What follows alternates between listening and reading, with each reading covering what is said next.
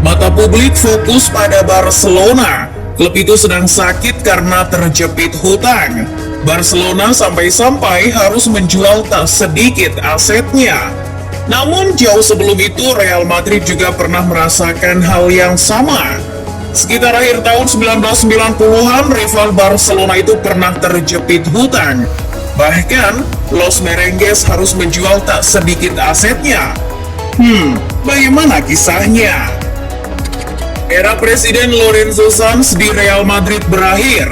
Florentino Perez terpilih jadi presiden berikutnya. Apes, ia mewarisi hutang Real Madrid yang menumpuk. Waktu itu nilainya mencapai 245,4 juta dolar atau sekitar 3,6 triliun rupiah kurs sekarang. Perez pun berjanji menghapus semua hutang itu segera. Ia juga berjanji membangun Madrid sebagai tim yang bermaterikan para pemain bintang. Lalu, dengan cara bagaimana?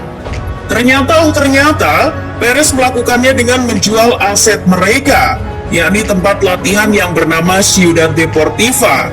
El Real menjualnya kepada Dewan Regional Kota Madrid senilai 400 juta dolar. Beberapa perjanjian pun disepakati dengan Dewan Kota waktu itu. Sebagian yang dibayar Dewan Kota kepada Madrid berupa tanah kosong yang nantinya akan digunakan membangun pusat latihan yang baru. Saya telah bekerja untuk ini sejak saya menjadi presiden. Penjualan ini sangat penting bagi Real Madrid. Kini kami telah menghilangkan beban berat dan akan segera memiliki tempat latihan baru yang akan lebih baik dari klub manapun. Setelah menyelesaikan penjualan tempat latihan mereka, Real Madrid benar-benar bisa menghapus semua hutang itu. Bahkan ada uang sisa. Untung sisa itu kemudian dipakai untuk menggait pemain seperti Zidane, Beckham, Ronaldo, hingga Figo, yang kemudian proyeknya dikenal dengan Galacticos Jilid 1. Strategi membangun tim superstar ini sangat sukses menghasilkan uang bagi klub. Cara Perez yang sangat agresif memasarkan tim Galacticos secara global dan merayu beberapa perusahaan multinasional terbesar di dunia untuk mendapatkan sponsor terbukti berhasil. Ditambah, tim Galacticos itu juga banyak menuai prestasi di medio tahun 2000 awal. Dari penjualan tempat latihan Ciudad Deportiva, Madrid diketahui mendapatkan sebagian pembayarannya dengan sebidang tanah yang bernilai 488.000 euro. Tanah itu dikenal dengan nama Las Tablas. Menurut El Pais, tanah itu malah dijual kembali kepada Dewan Kota Madrid pada tahun 2011. Anehnya, pada tahun 2011 ini nilai tanah tersebut sudah melonjak tajam menjadi 22,7 juta euro. Artinya, kenaikan nilai tanahnya jauh di atas nilai properti yang ada. Akhirnya, Komisi Eropa, EC, pun turun tangan dan menyelidiki kesepakatan tanah mencurigakan tersebut. Dewan Kota Madrid pun akhirnya dituduh memberikan kompensasi yang kelewat besar pada Real Madrid. Secara keseluruhan, Los Blancos ketika itu mendapatkan kompensasi sebesar 22,7 juta euro dari penjualan kembali tanah Las Tablas pada tahun 2011. Sedangkan menurut audit Komisi Eropa, wajarnya nilai tanah Las Tablas di tahun 2011 nilainya mentok sekitar 12,2 juta euro. Real Madrid pun diancam Komisi Eropa untuk mengembalikan uang sebesar 10,5 juta euro. Komisi Eropa saat itu juga mencurigai uang yang dipakai Dewan Kota untuk membayar tanah Las Tablas berasal dari uang bantuan milik Uni Eropa. Karena ketika itu Uni Eropa sedang dalam program penyuntikan dana miliaran untuk mengatasi krisis ekonomi di Spanyol. Selain soal penjualan tempat latihan dan sengketa tukar guling tanah yang bermasalah, Los Blancos di zaman Ramon Calderón juga pernah melakukan penjualan aset.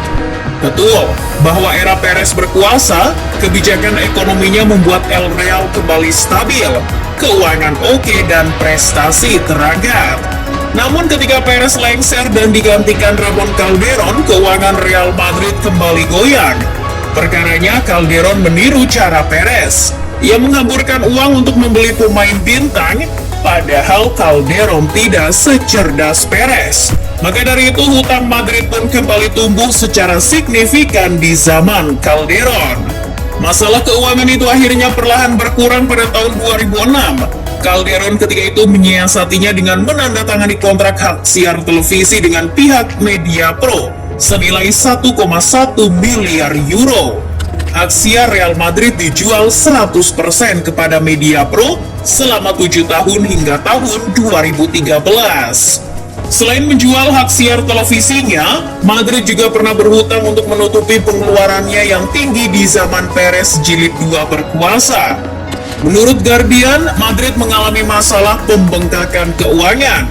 Penyebabnya, sebagian besar pengeluaran dihabiskan untuk membeli pemain bintang, tepat ketika Perez berkuasa lagi pada tahun 2009. Maka dari itu Perez segera melakukan manuver-manuver cerdiknya lagi. Dilansir juga dari Guardian, Bank Spanyol KH Madrid akhirnya mengakui bahwa mereka telah setuju dengan Perez untuk memberikan pinjaman 76 juta euro. Perez juga diketahui memiliki kesepakatan serupa dengan bank lain, Banco Santander. Kedua pinjaman tersebut digunakan untuk menutupi pengeluaran Madrid yang jor-joran ketika itu. Karena ketika itu, banyak pemain bintang merapat. Cristiano Ronaldo, Kaká, Karim Benzema, Xabi Alonso, sampai Raul Albiol merapat ke El Real. Dengan hampir sekitar 250 juta euro habis untuk membangun proyek Galacticos Jilid 2, Perez menantang kemerosotan ekonomi hanya demi trofi kala itu. Kami sedang melalui momen sulit dengan krisis, tetapi kami harus melakukan upaya besar untuk mendatangkan para bintang baru. Strategi itu tentu saja sangat beresiko, namun Florentino Perez sepertinya punya cara agar para fans percaya bahwa pendapatan dari proyek membentuk Galacticos Jilid 2 ini akan meningkat pada tahun-tahun berikutnya. Perez yakin pendapatan yang meningkat perlahan bisa mengurangi beban hutang Real Madrid beberapa tahun ke depan. Rencana Florentino Perez tersebut terbukti jitu. Prinsip gali lubang tutup lubang ala Perez berhasil menyelamatkan klub. Berkali-kali Los Galacticos berhasil keluar dari belenggu krisis, semua itu berkat kebijakan cerdik Florentino Perez. Entah itu dengan hutang atau menjual aset berharga, sebagaimana di periode pertamanya menjabat.